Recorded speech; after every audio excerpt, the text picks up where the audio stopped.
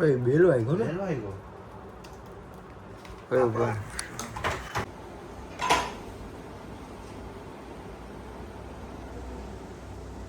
અરે બેલ મારીને ભાગી ગયો પોયરો. આબી આટલી રાતે બેલ વાગે ને બાજુ ન લાગે તો 1:30 વાગે. ભાઈ આપણો બેલ સંભળાયો મને તો. એટલો રાતના એટલી શાંતિ છે કે આપણને એવું લાગ્યું. સો આ ભાઈ અત્યારે મારું અસાઇનમેન્ટ બનાવતા છે, જે મને જાટ ખબર નહીં પડી. એટલું ખબર કે ટ્રી બનાવતું છે, પણ ઠીક છે. બરાબર ને સિદ્ધાર્થ? શું? અસાઇનમેન્ટમાં ટ્રી બને છે. અચ્છા. ફેમિલી કેટલો કોડ છે? અહીંયાથી ચાલુ થાય છે, અહીંયાથી અહીંયા જો આ ચૂતિયાને આટલો કહે છે. ભોસડી ના અહીંયા 801 સેકન્ડ. તું આ ચાલુ રાખ. આ તને કેટલો લાગે છે?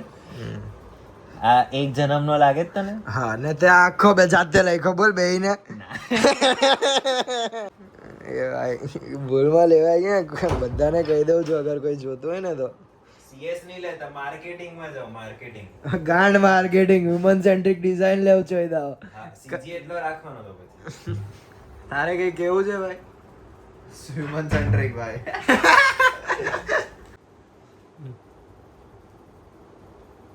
અઢી વાગ્યા છે અને ધીરે ધીરે થોડો વરસાદ છે. કંટાળો આવતો હતો, બહુ વાંચ્યું અસાઇનમેન્ટ ને બધું, તો આટો મારવા નીકળી ગયો. મારું નામ મંથન પટેલ છે. બહુ દિવસથી મેં વિચારતો હતો બ્લોગિંગ સ્ટાર્ટ કરું ને પછી એમ બહુ હિંમત ભેગી કરીને બધા ફ્રેન્ડ્સ લોકોએ કીધું કે બ્લોગિંગ સ્ટાર્ટ કર. બહુ હિંમત ભેગી કરીને મેં બ્લોગિંગ સ્ટાર્ટ કર્યું. બેઝિકલી હાય, આઈ એમ મંથન પટેલ એન્ડ મેં નિરમાનો સ્ટુડન્ટ છું. સુરતમાં નાનેથી મોટો થયો છું ને બાય ચાન્સ લકથી નહીં આવું હતું તો બી મેં નિરમામાં આવી ગયો છું. સો આવી ગયો છું તો પૂરું તો કરવું જ પડશે. સો નિરમામાં બીટેક કરું છું ઈસીમાં ને હવેથી ડેલી વ્લોગિંગનું વિચારું છું. વ્યૂ નહીં આવશે ચાલશે, લાઇક્સ નહીં આવશે ચાલશે, ફેમસ નહીં થઈશ ચાલશે, પણ આમ 10 વર્ષ પછી મોટો થઈ જઈશ ને તો મેમરીઝ રહેશે કે કોલેજ ટાઈમ પર મેં હતો તો આવો દેખાતો. આમ સમથિંગ કેવું કે 3 મહિને હું લુક ચેન્જ કરી નાખું, દર 3 મહિને હું કંઈક અલગ દેખાતો. તો અત્યારે એવું જ છે બધું. અહીંયા જીવન સારું ચાલતું છે. એમ તો બધા સાથે રખડું છું ને ફરું છું, કંઈક નવું શીખવા મળે છે, નવા લોકો મળે છે, નવા એક્સપિરિયન્સીસ થાય છે. લોકો કેવા હોય એ ખબર પડે છે, લોકોની ફિતરતો ખબર પડે છે. ચાલી જાય છે જીવન. તો એ જ જીવન મેં તમને બતાવવા માંગુ છું. અધરવાઇઝ તો વ્લોગ સ્ટાર્ટ થઈ ગયો. આ સુરતથી આવ્યો હતો. કાલે સુરતમાં બહુ વરસાદ હતો ને આજે અમદાવાદમાં બી થોડો ચાલુ થઈ ગયો છે.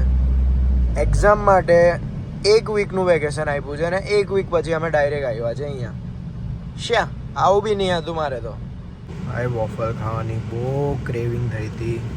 અહીંયા આવ્યો વોફલવાળો બંધ છે. ફોગ થઈ જતું છે બધું યાર. બધું જો ને ફોગ. એસી ચાલતું નથી તો એસીનું કંઈક કરવું પડશે.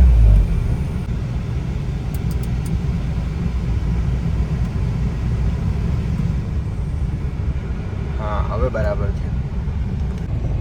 અમે અત્યારે વોફલ શોધવા નીકળ્યો કેમ કે ઝોમેટો પર 50 વાળું વોફલ મને મોંઘું મળતું છે. તો મેં વિચાર્યું કે જઈને લઈ આવું, પણ બધી શોપ બંધ છે. જોઈએ શું કરું.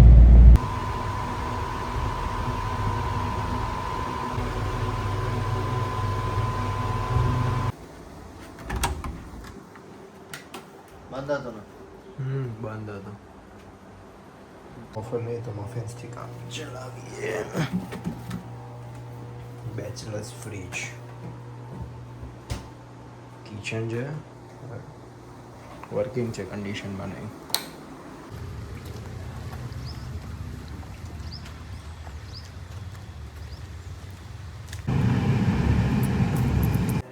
મેં જીમ જાઉં છું. તું ભાઈ લો તારે લખવાનું છે. તો મને આમ બી નહીં ગમતું એ તો. વન પંચ પણ નહીં ગમતું? વન મેન પંચ હા. છોકરાઓ જેવું લાગે મને તો. પેલા જ જીતતો હોય દર વખતે. હા, એટલે જ તો મજા આવે. ખબર છે આ કે ક્રિશની જ ગાણ મારી આગળ કેવું છે. મને મજા નહીં આવતી એમાં. હસવું આવે છે અલગ વસ્તુ. ખા મમ્મી કે તું નહીં મારતો હતો એની. મેં હવે બહુ જ ઓછું કરી દીધું છે એકદમ નીડ બેસિસ પર ને હવે તો એ મારી મારતો હોય છે તે જોયું હોય ને ઘણી વખત. અને મેં કઈ બોલતો બી નથી એની પર. નીડ બેસિસ શું હોય એટલે શું એરિયા કામ જ છે એનું બસ એને. હો ભાઈ મેં જીમ ચાલ્યો, ચલો બાય, Bye bye. આવજે. ખેલન ને સિદ્ધાર્થ આવ્યા નહીં. હા, એટલે આગળની સ્ટોરી એવું છે કે મેં સિદ્ધાર્થ અને ખેલન અમે એક ફ્લેટ પર રહીએ છીએ. સિદ્ધાર્થ ને ખેલન એક ફ્લેટ પર રહી છે, હું ત્યાં પડેલો રહે છે. અમારું 4 ફ્રેન્ડ સર્કલનું ગ્રુપ છે. મેં ક્રિશ, ખેલન અને સિદ્ધાર્થ 4 હેપી છે. જીમ બતાવીને 11:30 ઘરે જાઉં છું. જીમમાં એક ચૂતિયા અંકલ હતા, એકદમ આમ બેકાર, કે જેની બોડી કેવું આમ ફૂલ ચરબીથી ભરેલી હોય, પણ આમ હાઈટ બોડી મોટી હોય ને એટલે ખાલી બોડી દેખાતી એવા એક ચૂતિયો હતો. તો મેં 25 LB આવી હતી હેમર ક્રંચ મારવા જતો હતો. તો એ ચૂતિયાને એવી ચૂલ કે મેં પાછળ ખાલી એમ ફોન મૂકવા ગયો, કે મારા ખીચામાં ફોન હતો તો મેં ફોન મૂકીને 25 LB થી મારું પાછું. તો એ ચૂતિયો મેં ખાલી ફોન મૂકવા ગયો, એટલી વારમાં મારો 25 LB નો ડમ્બલ લઈ ગયો. એટલો ગુસ્સો આવ્યો છે ને એના પર, સાલાની બોડી જ નથી. 1 વર્ષથી અમે સેમ જીમમાં હતા, અમારું જૂનું જીમ સેમ હતું ને અત્યારે નવા જીમમાં બી એ જ આવ્યો છે. એટલે નથી ઓળખતા નથી, પણ છે. તો એટલો ચૂતિયો માણસ છે ને, એટલે એને જોઈને ગુસ્સો આવે. હાથ પર એવો ટેટુ પડાવ્યો, આખો દિવસ કંઈ કામ કરે નહીં, બસ 6 વાગ્યાથી જીમમાં આવી જાય, રાતના 11 વાગ્યા સુધી જીમમાં પડેલો હોય. ખબર નહીં હું કામ ધંધો કરતો હોય. નથી બનવાની ભાઈ તારી બોડી, છોડી દેતો. એટલો ગુસ્સો આવ્યો ને, પછી મેં એની સામે એટલો ગુસ્સામાં 30 LB ના ડમ્બલ લઈને હેમર કરી લીધા. તો સારું જ કર્યું, પણ નહીં ગમે આવું કે ભાઈ શાંતિથી મારતો છું ને, કેમ લઈ જવું છે તારે, આપી દે. તે ના નહીં પાડતો. અને એમાંથી બી એણે શું માર્યું, એનાથી સાઈડ ડમ્બલ રોઝ માર્યા. એટલું બેકાર મારતો હતો ને, ચૂતિયાની જેમ. ગમે જ નહીં આવા લોકો, હા આવા હોય ને એમ અમુક. તો અત્યારે જીમ બતાવીને 11:30 ખાવા માટે એક સ્પાઇસ અપ કરીને જગ્યા છે નિર્માની એક્ઝેક્ટ સામે, ત્યાં જઈએ. રોજ મેં ને સિદ્ધાર્થ જતા હોય છે, પણ આજે સિદ્ધાર્થે સ્વિગી પરથી ઓનલાઈન મંગાવી દીધું છે એટલે. ને અહીંયા અમદાવાદમાં થોડો વરસાદ છે. એક તો વરસાદ, એસી નહીં ચાલે, પણ બ્લોઅર ચાલતું છે એટલે સારું છે, બધું ડિફોક થઈ ગયું. મને આવડતું નહીં હતું, આઈ અગ્રી, શીખી ગયો.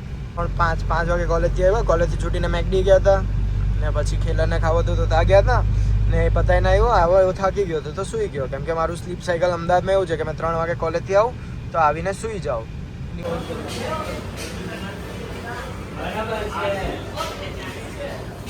દર વખતે નવું બનાવીને આપે. જેટલા દિવસથી મંગાવતું હતું ને એટલા દિવસથી કંઈ ને કંઈક નવું પીનટ ચાટ બનાવીને આપતો છે. આજે બી અલગ પીનટ ચાટ બનાવીને આપી.